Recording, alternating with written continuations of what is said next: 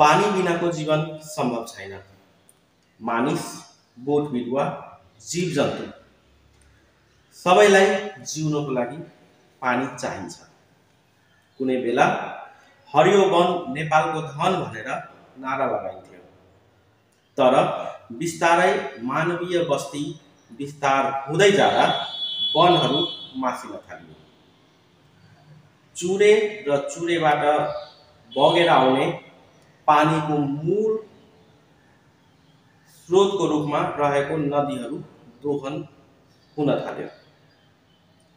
वर्तमानमा वन जङ्गल विनाश, चुरे दोहन र अनियन्त्रित नदी उत्खननले पानीको मुहानहरू प्रत्यक्ष प्रभावित भएका छन्। पछिल्लो तराईको क्षेत्रमा पछिल्लो केही वर्षको समयमा देखिएको पानीको समस्या, समाधानका उपाय र व्यवस्थापनबारे आज हामी कुरा गर्दैछौँ। हामीसँग हुनुहुन्छ भू तथा जलाधार व्यवस्थापन कार्यालय महोत्तरीका भू तथा जलाधार विज्ञ बेचन महतोजी। महोत्तरी सञ्चार र मिथिलाञ्चल टुडेको प्रस्तुति हाम्रो चर्चामा आज हामी पानीका समस्या, तिनका समाधान र व्यवस्थापनबारे चर्चा गर्नेछौँ। बेचनजी, स्वागत छ यहाँलाई। धन्यवाद। बेचनजी, आज हामीले थोरै तपाईसँग पानीको समस्या, समाधान र त्यसको व्यवस्थापनबारे चर्चा गर्न खोजेका छौँ। मेरो पहिलो प्रश्न यो वाटर साइकल र वाटर बजेट बारे थोरै विस्तृतमा पहिला बताइदिनुहोस्। धन्यवाद। यो पानीको विषय गरिरहेर तपाईँले यो टेक्निकल कुरो काम गर्नुभयो। सिम्पली साइकल भनेको के हो भने कुनै पनि मुभमेन्ट जहाँबाट सुरु हुन्छ फेरि त्यही ठाउँमा आएर रिपिट हुन्छ भने त्यो मुभमेन्टलाई हामी साइकल भन्छौँ। र वाटर साइकलको कुरो गरिरहँदाखेरि जमिनको सतहमा वा जमिन मुनि पानीहरू छन्। तपाईँ हामीले बच्चैबाट पढिआएको हो कि पृथ्वीमा 2 भाग पानी, 1 भाग जमिन छ भनेर हामीले पढिआएका छौँ।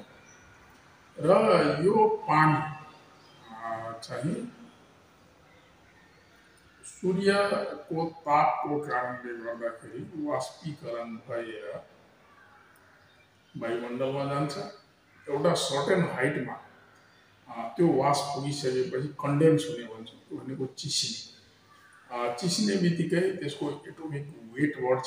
पानीको भेपर फर्ममा भएको पानी लिक्विड फर्ममा आउँछ र वेट हुने बित्तिकै ग्रेभिटेसनको कारणले पानी फेरि पृथ्वीमा जान्छ। अब यही पृथ्वीको सतहमा विभिन्न किसिमका बोट बिरुवाहरू छन्। ती बोट बिरुवाहरूले पानीलाई ट्रान्सपिरेट गर्छ, उत्स्वेदन भन्छ। त्यो भनेको बिरुवाले पसिना फाले जस्तो हो, तर that is form of vapour. भेपरको फर्ममा उसले पनि सूर्यको तापले र विभिन्न पर्यावरणीय एक्टिभिटीको कारणले गर्दाखेरि ट्रान्सपिरेसन एउटा नियमित प्रक्रिया हो बोट बिरुवामा। र ट्रान्सपिरेट भएर गएको वाटर पनि वायुमण्डलमा गएर मिसिने हो। वायुमण्डलबाट कन्डेन्स भएर पुनः कन्डेन्स हुनुको अर्थ त्यसको वेट बढ्नु हो। वाटर मोलिकुलको वेट बढ्ने बित्तिकै ग्रेभिटीको कारणले पुनः तल ग्रेभिटी के अरे पृथ्वी सतहमै फल्ने हो। मैले भन्न खोजेको कुरो के हो भने एउटा पानी अलरेडी छ पृथ्वीको सतहमा, त्यो एउटा इभापोरेसनको कारणले माथि वायुमण्डलमा गएको छ, अर्को ट्रान्सपिरेसनको कारणले माथि वायुमण्डलमा गएको छ। र सूर्यको हिटको कारणले गर्दा वाष्पीकरण हुने कारणले गर्दाखेरि त्यो वाष्पीकरण गरेर वायुमण्डलमा गयो। त्यो कन्डेन्स भनेको चिसिसकेपछि पुनः पृथ्वीमा खस्यो। हेर्नुहोस् त, अब एक ठाउँमा पानी थियो, त्यहाँबाट वाष्पीकरण भएर गएको पानी फेरि त्यही ठाउँमा खस्यो भनेपछि मुभमेन्ट त जहाँबाट सुरु भएको फेरि त्यही आएर मिसिएको छ। That is called water cycle. त्यसैले हामीले पानी चक्र पनि भन्छौँ। अर्को यो पानी चक्रमा के हुन्छ भने सबसर्फेस वाटर, जमिनका पानीहरू पनि गएर अब नदी, नला, ताल तलैया, सागर, महासागरमा मिसिने प्रक्रिया जुन छ त्यो चलिरहेछ। अब त्यहाँ कसरी पुग्यो त सबसर्फेस अन्डरग्राउन्ड वाटर कसरी पुग्यो भन्दाखेरि जब पानी पर्यो जसलाई हामीले प्रिसिपिटेसन भन्छौँ हाम्रो भाषामा, रेनफल सामान्य अर्थमा बुझ्छौँ। जब पानी पर्यो, परिसकेपछि बिरुवामाथि झऱ्यो। उदाहरणको लागि भने बिरुवाले केही पानी चाहिँ त्यसको पातले सोर्छ, केही पानी चाहिँ तपाईँको यो त्यसको ट्रङ्क भन्छौँ, बार्क भन्छौँ, बार्कले फेरि जमिनमा छिर्छ, इन्टरसेप्ट हुने हो, इन्फिल्ट्रेट हुने हो, पर्कोलेट हुने हो। त्यो शब्द जे युज गरे पनि त्यो भनेको पानी चाहिँ भित्र छिर्नु, जमिनमा छिर्नु हो। पानी छिर्यो, त्यो फेरि त्यो पानी बर्खाबाट आएको पानी फेरि जमिनमा गएर उसले स्टोर गरिदियो। अब त्यो जमिनमा भएको पानी त बिरुवाले फेरि अपटेक गर्दछ, बिरुवाले तानेको छ त्यो पानी, त्यही पानी तानेर उसले खाना पकाउँछ र त्यही पानी उसले स्वेटिङ गर्छ, जसलाई हामीले ट्रान्सपिरेसन भन्छौँ। र यो नियमित प्रक्रिया हो। र वाटर साइकल भनेकै त्यही, movement of water from one destination again recurrence of water in that destination भन्छौँ। फेरि त्यही डेस्टिनेसनमा पानी आइपुग्यो भनेपछि पानीलाई हामीले रिन्युएबल नेचुरल रिसोर्सेस भन्छौँ। एउटा एनर्जीको रिन्युएबल नेचुरल रिसोर्सेस इनर्जी हो त्यो पानी चाहिँ। Energy neither created not stored भन्छौँ। It can be change into one form to another form. लिक्विडमा थियो, भेपरमा गयो, ग्यासमा गयो, फेरि ग्यास कन्डेन्स गरेर लिक्विडमा आयो। त्यो ट्रान्सफर्मेसन भइरहने, यो साइकलमा भइरहन्छ। त्यही भएर वाटर साइकल भनेकै यही नै हो। वाटर बजेटको कुरो जुन गर्नुभयो, बजेट भनेको के हो? सिम्पली हिसाबले हामीले आइबिए हो बजेट भनेको। त वाटर कुनै बडीमा इन भयो, फर इक्जाम्पल कुनै पोखरीमा पानी जम्मा भयो, त्यहाँबाट फेरि पानी बाहिर गयो, water out. Water in minus water out is equal to change in storage. Change in storage भनेकै, स्टोरेज भनेको टोटल पानी कति थियो, वाटरिङ हुँदा एउटा चाहिँ स्टोर भयो, फेरि पानी निस्किँदाखेरि एउटा स्टोर भयो। त्यो स्टोरेजमा चेन्ज जुन भयो नि, त्यसलाई हामीले वाटर बजेट भन्छौँ। हो, त्यही वाटर साइकल त यो नियमित प्रक्रिया हो, नेचुरल प्रोसेसै हो। वाटर बजेटले नै हामीलाई एभाइलेबल वाटर कति हो भन्ने कुरो दर्शाउँछ। पानी जति स्टोर भयो त्योभन्दा बढी डिस्चार्ज भयो भने, त्यहाँभन्दा बढी पानी निस्क्यो भने पानीको स्कार्सिटी हुन्छ। पानी जति इनफ्लो भयो, इनपुट भयो कुनै वाटर बडीमा, त्योभन्दा कम चाहिँ वाटर चाहिँ बाहिर डिस्चार्ज भयो, रन आउट भयो भने वाटर सफिसियन्सीको कुरो गर्छौँ हामीले। र वाटर बजेट त्यही लेखाजोखा, पानीको लेखाजोखा हो वाटर बजेट। यो खास गरेर हाम्रो यो तराई मधेसको क्षेत्र भन्नुपर्दा या मध्य प्रदेशकै हामी कुरा गरौँ, पछिल्लो समय पानीको समस्या चाहिँ देखिएको छ। तपाईँ विज्ञ पनि हुनुहुन्छ, तपाईँले देखेको के छ पानीको अवस्था? वास्तवमै पानीको समस्या भएकै हो, पानी घटेकै हो या के छ? दुईटा कुरो छ। पानी हेर्नुहोस् है, घटेको पानी रहेको कुरोहरू जुन आइरहेको छ, त्यहाँ मैले दुईटा कुरो देख्छु। एउटा चाहिँ वाटरको एभाइलिटी हो, पानीको पर्याप्तता कति छ भन्ने कुरो हो। अर्को चाहिँ पानी पर्याप्त हुँदाहुँदै पनि पानीको उपलब्धता कति सहज हो भन्ने विषय। त पानीको पर्याप्तता छ, मैले पनि भने यही स्टडी भएको छ। धनसामा 3-4 वर्ष अगाडि एउटा स्टडी गरेको थियो। पानी घटेको त छैन। हामी तपाईँले युज गर्ने मुख्य खानेपानीको कुरो गरौँ, सिँचाइको पानीको कुरो गरौँ, मुख्यतः सबसर्फेस पानी भन्दा अन्डरग्राउन्ड पानी जुन भन्छ त्यो हामीले युज गर्छौँ। त्यो चाहिँ पानी घटेको, खासै घटेको देखिएको छैन। सवाल के हो भने त्यसको सहज उपलब्धता कसरी हुने भन्ने सवाल। पानी छ, जमिन मुनि छ, जमिन मुनि धेरै मुनि छ। हिजोको दिनमा तपाईँ हाम्रै यो गाउँ टोले जलेश्वरमा बसेर हामीले अहिले यो छलफल गर्दैछौँ। हिजोको दिनमा हाम्रो सामान्य युजमा आउने चापाकल, ह्यान्ड पाइप 150-200 फिट गाड्दाखेरि पर्याप्त पानी आएको थियो। आज अवस्था के भएको छ भने जनकपुरको हुन्छ भने 600-650 फिटसम्म पानी चाहिँ तल गइसकेको छ। त पानी सवाल यहाँ यही हो, पानी कम भएको भन्ने होइन। पानीको सहज उपलब्धतामा कठिनाइ बर्खा को ठेगान छैन, कहिले अत्यधिक वर्षा आउँछ, कहिले वर्षा हुँदैन महिनौसम्म। त हामीले अब सिँचाइको रूपमा पनि अब आकाशे खेती आकाशको भरमा पर्दा पनि त्यसले पनि हामीले मारपाटी वर्षाको सुनिश्चित नभइकन हामीले युज गर्ने खानेपानी त अब मिनरलयुक्त हुन्छ, त्यो अन्डरग्राउन्डै पानी हामीले खाने वा बर्खाकै पानीले पनि ट्रिटमेन्ट गरेर खानु। त मुख्य सिँचाइ कृषिमा प्रयोग हुने पानी भनेको अन्डरग्राउन्डै पानी हो। त्यो पानीलाई सहज रूपमा उपलब्ध कसरी गराउने, जमिनमा भएको पानीलाई सतहमाथि कसरी सहज रूपमा ल्याउने भन्ने सवाल हो र यो सवाल टर्का छ। हामी यहाँ पानी कम छ भन्ने कुरोमा म चाहिँ सहमत हुन सक्दिनँ र यो पानीको उपलब्धताको जुन सवाल हो यो सवालमा छलफल गर्न सकिन्छ। यो पानी छ, हामीले पानी चाहिँ यथेष्ट पानी चाहिँ हामीले प्रयोग गर्न पाएका छैनौँ। अब यो पानीको आखिर समस्या त छ, अब यसको समाधान सम्बोधन कसरी गर्ने त? यस्तो छ, हेर्नुहोस्, यो मल्टी सेक्टरल रेस्पोन्सिबिलिटी हो पानी। हेर्नुहोस्, किनभने बडा पानी छ त जीवन छ भन्छौँ हामी, जीवन छ त मानव छ भन्छौँ, प्राणी छ भन्छौँ हामी। पानी नभइकन यो सृष्टिको कल्पनै गर्न सकिँदैन।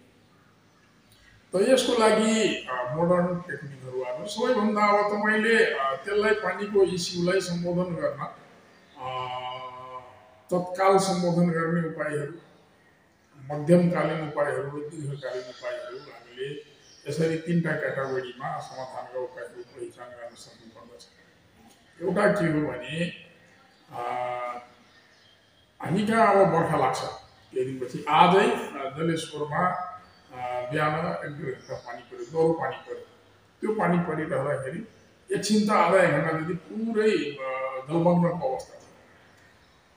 पानी त थियो, त पानी फेरि जमिन सुक्खा थियो, महिनौदेखि पानी परेको थिएन, पानी सबै तल सोसिएको गयो।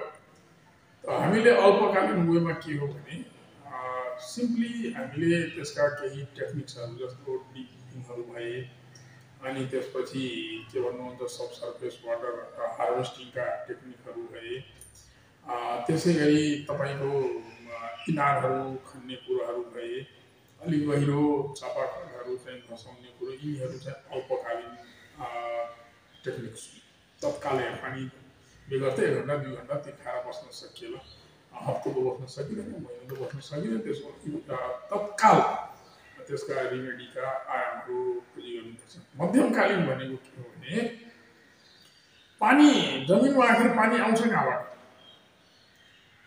यसले भने चेन्ज इन स्टोरेज चाहिँ भइरहन इनफ्लो र आउटफ्लो दुइटै आवश्यक छ।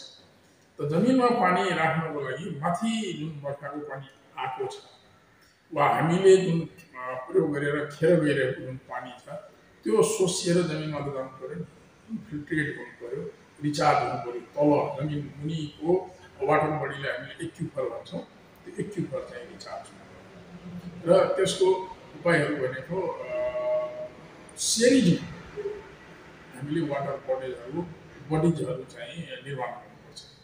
यो माथिको लेयरमा हाम्रो यो पृथ्वीको सतहमा हाम्रो यो मध्य प्रदेशकै कुरो गर्ने हो भने जमिनमा पोखरी अनि वाटर रिचार्ज पोन्डहरू, रन अफ हार्भेस्टिङ ड्यामहरू चाहिँ हामीले निर्माण गर्नु। त्यसले के गर्छ भने पोखरीमा पानी हुन्छ, हामीले त्यसलाई सिम्पली चाहिँ के बुझिरहेको हुन्छ भने माछा पाल्न छ, यसो हाम्रो दैनिकीको नुहाउनु छ, गाई भैँसीले नुहाउनु छ, त्यो त हाम्रो दैनिक दिनचर्यामा त्यसको benefit side by side benefit त्यसले वाटरलाई रिचार्ज गरिरहेको हुन्छ क्या, तल चाहिँ पानी पठाइरहेको हुन्छ। त्यो चाहिँ कन्स्ट्रक्टर मध्यमकालीन उपाय। र दीर्घकालीन उपाय भनेको सर गिरनरी चाहिँ बढाउनुपर्छ। बेसन सर, एउटा छ नि यो हामीले प्लास्टिक चाहिँ निर्माण गरेनौँ हाम्रो उपयोगिताको लागि, कतै न कतै यो पानी रिचार्जमा चाहिँ समस्या त्यो प्लास्टिकले पनि गरेको, जथाभावी फालिएको हुन्छ प्लास्टिकहरू, त्यसले पनि केही प्रभाव पारेको हो कि? र अर्को यो चुरे दोहन र अनियन्त्रित नदी उत्खनन र वन फडानी पनि यसमा केही छ कि त्यसको अफकोर्स लिङ्केज छ कि? अफकोर्स छ। प्लास्टिक प्रयोग अब पछिल्लो समयमा त अब सरकारले सर्टेन एउटा थिकनेस भन्दा कमको प्लास्टिक चाहिँ युजमै पनि ब्यान लगाएको छ होइन। र त्यो पोल्युसन हो सर, यो ल्यान्ड पोल्युसन हो। र त्यो पोल्युसनलाई कन्ट्रोल गरिएन भने, किनभने सिम्पली हो तपाईँले हाम्रो उदाहरणको लागि मानौँ न सर, सानो बच्चा हुँदाखेरि हाम्रै घरमा फेरि सानो बच्चा दुधे बच्चालाई सुताउँदाखेरि त्यो के अरे तन्नामुनि हामीले प्लास्टिक ओछ्याउँदैन। त्यो किन भन्दाखेरि बच्चाले पिसाब फेरि पानी चाहिँ त्यो पिसाब लिक्विड पानी नै भनौँ न, त्यो चाहिँ हाम्रो तलको कपडामा सोसेर नजाओस् भनेर राख्छ। प्लास्टिक त्यही त गर्छ। जमिनमाथि प्लास्टिक बिछ्यो भने के हुन्छ, पानी तल जानै सक्दैन हो। अनि यथाभावी दोहनको कुरो अहिले चाहिँ मुख्य समस्या हो, त्यसलाई मैले चुरेसँग पनि जोड्छु। खास गरेर हाम्रो यो तराई मधेसको सिनारी हेर्ने हो भने हाम्रो वाटर रिचार्ज जोन चुरे र चुरेको फेदमा पानी छ, पर्याप्त पानी छ। त्यो पानीलाई हामीले यतातिर हाम्रो तराईतिरको दक्षिणतिरको गाउँ बस्तीमा ल्याउन सक्ने हो भने पानीको अभाव हामीले गऱ्यौँ के भने हामीले नदी जन्य पदार्थ ढुङ्गागिटी बालुवाको अवैज्ञानिक दोहन भन्छौँ अथवा अवैज्ञानिक दोहनले गर्दाखेरि त्यसको एउटा नेचुरल च्यानल थियो। लाखौँ करोडौँ वर्षदेखि जुन पानी रसाएर आउने एउटा प्राकृतिक भाव थियो जमिनमुनि, त्यसलाई हामीले ब्रेक गर्थ्यौँ। त्यो भयो के भन्दाखेरि जहाँ ब्रेक भयो पानी त्यहाँभन्दा माथि मिलेर तलतिर एउटा चुरे उत्खननले गर्दा के गर्दै, अर्को के गर्यो भने तपाईँको उत्खनन भयो, चुरे विनाश भयो। चुरे जियोलोजिकली यङ छ, एकदम फ्राजाइल छ, यो टिन एजमा छ क्या चुरे, छैन। अनि टिन एजमा भएको हामी मानौँ भने टिन एजमा चाहिँ हामी आफूले सम्हाल्न सकेन भने सम्भावना हुन्छ नि। त्यो फ्राजाइल एजमा भइरहँदा चुरेले हामीले धेरै जिस्कायौँ, चुरेले हामीले धेरै उत्खनन गऱ्यौँ, जथाभावी उत्खनन गऱ्यौँ भने त्यसले आफ्नो रूप देखाउँछ सर। त तिनवटा अब मैले भने नि यो जलवायु परिवर्तनको असरले गर्दाखेरि क्लाइमेटिक प्याटर्नहरू पुरै चेन्जिङ अवस्थामा छ। अतिवृष्टि भइदिने, कहिले अनावृष्टि, पानी पनि पर्ने। अतिवृष्टि भयो भने के हुन्छ, पानी नपर्दा एउटा खडेरीको मार्फत हामी छँदैछौँ, पानी पर्ने बित्तिकै अर्को तनाव हुन्छ, पटान र डुवान। किनभने चुरे यङ छ, त्यसका जुन मेकअप छ चुरेको बनावट जुन छ कङ्ग्लोमेरेट र स्यान्डस्टोनबाट बनेको छ भनेर हामीले बुझिआएका छौँ। र तिनीहरू चाहिँ कोहेसिभनेस तिनीहरूमा कम हुन्छ। कोहेसिभनेस भनेको पार्टिकल एकअर्कामा टाँसिने, त्यो प्रोपर्टीमा अलिक कमजोर छ चुरे। त्यो हुने बित्तिकै पानीले एक त त्यहाँ लार्ज भोल्युम छ ढुङ्गागिटी बालुवाको चुरेमा, लुज टाइपको, त्यहाँमाथि पानी हालिदिने बित्तिकै वेट बढ्छ। त्यसको वेट बढ्ने बित्तिकै स्लाइड हुने डर हुन्छ। स्लाइड भएर आउँदाखेरि यो कटान त गरि नै गयो, त्यसपछि त्यो आएर पटान गरिदियो। हाम्रो गाउँ बस्ती त्यो खेत बारीमा पटान गरिदियो। अब पटान गर्ने बित्तिकै पानी सँगै आएको छ, पानी तल छिर्न पाउँदैन, त्यो डुबाउनुको अवस्थामा छ। सवाल चाहिँ हो, यो चाहिँ एकदम ठुलो इस्यु अहिले चुरेले। त्यही भएर तराई मधेसमा चाहिँ पानीको सहज उपलब्धता र सतत उपलब्धता दुईवटा कुरा। सहज र सतत भनेको फ्रिक्वेन्टली, सधैँभरि, सहज भनेको इजिली हामीले गर्ने हो भने चुरेलाई संरक्षण गर्नै पर्छ, अर्को कुनै विकल्प छैन। यो ७०मा बसेर हामीले यो कुरो गरिरहँदाखेरि तराई मधेसको सम्पूर्ण जिल्लाको लागि मैले भन्छु, किनभने हाम्रो लाइफ लाइन नै चुरे हो भनेर हामीले टेक्निकली बुझ्ने गरेका छौँ। बेसनजी, अब तपाईँको कार्यालय भू तथा जलाधार व्यवस्थापन कार्यालयले के गर्दैछ त यो पानीको व्यवस्थापनको लागि? के कस्तो कार्यक्रमहरू ल्याउँदैछ र के गरिरहेछ? अब नामै भू तथा जलाधार भन्छौँ हामी। अब जलाधारको एउटा कम्पोनेन्ट चाहिँ पानी पनि हो। पाँच जल भन्छौँ, जल, जङ्गल, तीन जलवायु, जनता भन्छौँ क्या हामी। त जलको व्यवस्थापन, संरक्षण र व्यवस्थापन सम्बन्धी हामीले काम गरिरहेका छौँ र हाम्रो काम स्ट्राटेजिक छ। स्ट्राटेजिक के हो भने सामान्य अर्थ हामीले के बुझ्छौँ भने treatment from up hill side भन्छौँ क्या हामी, माथिबाटै त्यसलाई उपचार गर्दै आउने हो।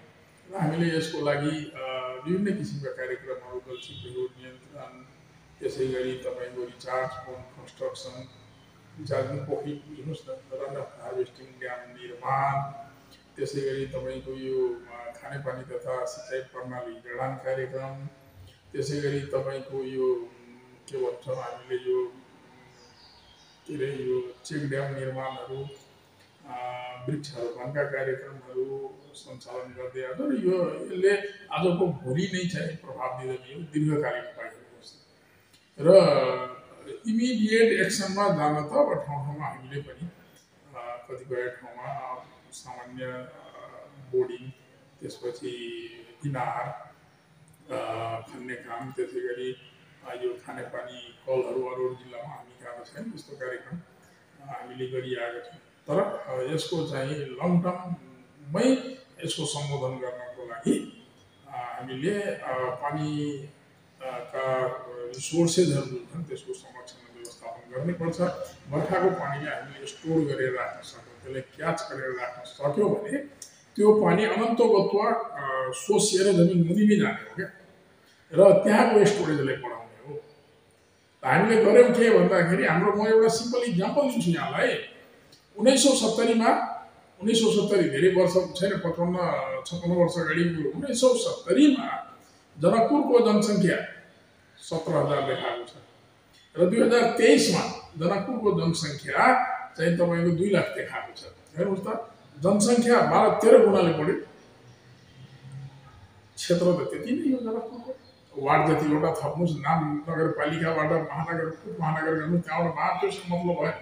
तर कुरो के हो भने 1970मा 17,000 मान्छेले जनकपुरमा पानी खान्थे र 2024सम्ममा चाहिँ 2 लाखजनाले मान्छेले पानी खाए। त मैले अघि पनि अनुरोध गरेको थिएँ, पृथ्वीको सतहमाथि जसरी हामीले ठुल्ठुला पोखरी, ताल तलैया, नदी नाला देख्छौँ नि, यो जमिन मुनि पनि ठुल्ठुला त्यस्ता वाटर बडिजहरू छन्, त्यसलाई हामीले एक्युफर भन्छौँ। त एक्युफरबाट हामीले निकाल्ने काम मात्रै गऱ्यौँ क्या सर, रिचार्ज हुन दिएनौँ र ओभर एक्सट्र्याक्सन भयो, ओभर युज भयो। हिजो 17,000जनाले खाने त्यो 4 किलाभित्रको पानी आज 2 लाखले खान चाँडै सिद्धिन्छ त। चाँडै नसिद्धियोस् भनेर हामीले इफेक्टिभ रिचार्जका मेकानिजमहरू हामीले त्यहाँ लागू गर्न सक्नु पऱ्यो नि। जनकपुरको पोखरी नै पोखरी भएको सहर भन्छौँ जनकपुरले हामीले, त भएको अवस्था के छ, त्यो पोखरीको पिच चाहिँ सबै सिल्टेसन भइसकेको छ। त्यो सिल्टेसन हुने बित्तिकै त्यो पोखरीको पानी तल सोसेर जान सक्छ हो। यस्ता ट्रिटमेन्ट हामीले जस्तो पोन्ड रिफ्रेसमेन्टका कामहरू पनि हामीले सञ्चालन गर्दै आएका छौँ, सिँचाइ कुलो रिफ्रेसमेन्टका कामहरू सञ्चालन गर्दै आएको छौँ। र एउटा मात्रै निकायले गरेर हुँदैन, विभिन्न सबैको साथ सहकार्य चाहिँ आवश्यक छ। अनि मात्रै, किनभने यो मैले अघि पनि भने पानी छ त जीवन छ, जीवन छ त तपाईँहरू हामी कसै छौँ यहाँ गर्न पर्छौँ। त्यही भएर पानीको उचित प्रयोग गरौँ, चाहिनुभन्दा बढी चाहिँ प्रयोग नगरौँ र पानीको लङ टर्म सहज उपलब्धताको लागि आवश्यक गृह कार्य आजैबाट सुरु गरौँ, यो नै आजको आवश्यकता हो। अब तपाईँले भनिहाल्नुभयो, मैले ठ्याक्कै सोध्नै लागेको थिएँ पानीको सदुपयोग कसरी गर्ने भनेर, तर तपाईँले जवाब आफ्नै जवाबमा त्यो पनि समावेश गरिदिनु भयो। अब अन्तमा के भन्न चाहनुहुन्छ? यस्तो हो, सर्वप्रथम त म तपाईँको यो मिडिया ग्रुपलाई म धन्यवाद दिन चाहन्छु। कमसेकम हामी प्राविधिक मान्छे यी क्षेत्रमा काम गरिरहेको, केही प्राविधिक पक्षहरू जनमानसमा पुर्याएर जुन सहयोग गरिरहनु भएको छ, त्यसको लागि यहाँहरूलाई धन्यवाद छ।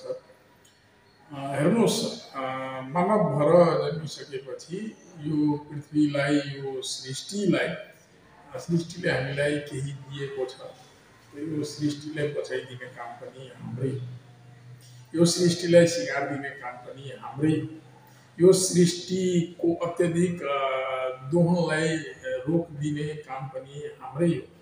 कुनै पनि चिजको, कुनै पनि वस्तुको एउटा क्यारिङ क्यापेसिटी हुन्छ, वहन क्षमता। त्यो वहन क्षमताभन्दा बढी हामीले गऱ्यौँ भने त्यो असह्य पीडा हुन्छ, उसले सहन सक्दैन। त्यो भएर मैले के अनुरोध गर्छु भने पानीको विषय एउटा व्यक्तिको मात्रै सरोकारको विषय होइन, एउटा समाजको मात्रै सरोकारको विषय होइन, एउटा जिल्लाको मात्रै सरोकारको विषय होइन, एउटा नेसनको मात्रै सरोकारको विषय होइन। त्यो नदीमा बग्ने पानीलाई के नेपाल के इन्डिया भन्ने थाहा छैन, ऊ अविरल यात्रामा छ, कलकल कलकल गरेर बगिरहेछ, उसलाई आफ्नो गन्तव्य पनि थाहा छैन हो। त्यसको लागि त्यो नदीमा त्यसरी नै अविचलित अविरल रूपले पानी बगिरहोस्, तपाईँ हामीलाई सधैँभरि पानीको आवश्यकता पुरा भइरहोस् भनेर हामी आज सचेत हुनुपर्ने अवस्था आएको छ। पानीको अत्यधिक दोहन रोकौँ, चाहिने भन्दा बढी पानी प्रयोग नगरौँ, बर्खाको पानी सङ्कलन गरौँ, आफ्नो के अरे जिम्मामा रहेको निजी स्तरमा रहेको पोखरीहरू समय समयमा सरसफाइ गर्ने गरौँ ताकि त्यसले पानी इन्फिल्ट्रेसन बढाओस्। र अर्को कुरो विकासको परिभाषा थोरै हामीले बदल्नु पर्ने हुन्छ। पर्यावरण मैत्री विकास, अहिले विकास त विकास गऱ्यौँ हामीले, यति राम्रो विकास गरिदिउँ, रोड चाहिँ ढलान गऱ्यो, पुरै पक्की हेर्दा यस्तो चिटिक्क देखेको छ, त्यसले भयो के भने त्यहाँबाट पानी नै भित्र छिर्न सकेको छैन। पर्यावरण मैत्री विकास गरौँ, यही नै आजको आवश्यकता हो, सबैले मनन गर्न पनि जरुरी छ। धन्यवाद बिजनजी, समय दिनुभयो। हस्, धन्यवाद यहाँलाई पनि। खुसी लाग्छ तपाईँहरूसँग बेला बेलामा यसरी साक्षात्कार गर्न पाउँदा। जनतालाई जागरुक गराउन तपाईँ लाग्नुपर्छ, म पनि लाग्नुपर्छ। धन्यवाद। उहाँ हुनुहुन्थ्यो बेचन कुमार महतोजी, भू तथा जलाधार व्यवस्था कार्यालय महोत्तरीका कार्यालय प्रमुख। हामीले उहाँसँग पानीको साइकल, पानीको बजेट र यो हाम्रो तराई मधेसको क्षेत्रमा पानीको अवस्था लगायतको बारेमा चर्चा गऱ्यौँ। निश्चय पनि आगामी दिनमा अन्य विभिन्न विषयपर विभिन्न विज्ञहरूसँग, विभिन्न जानकार व्यक्तिहरूसँग हामीले यसरी नै चर्चा गर्नेछौँ। आजको समग्र कुराकानीमा हामीले यतिसम्म बुझ्न सकेका छौँ, हामीले पानीको जथाभावी दुरुपयोग गर्नु भएन, पानीको सक्दो सदुपयोग गरौँ। प्लास्टिक जन्य वस्तुहरू जसले पानी रिचार्ज गर्नबाट रोकिरहेको हुन्छ त्योहरूको व्यवस्थापन गरौँ, त्योहरूलाई त्यस्ता प्लास्टिकहरूलाई बहिष्कार गरौँ र वन जङ्गलका संरक्षणका साथै अनियन्त्रित नदी उत्खननलाई चाहिँ रोकौँ। यति भन्दै आजको लागि बिदा हुन्छु। नमस्कार।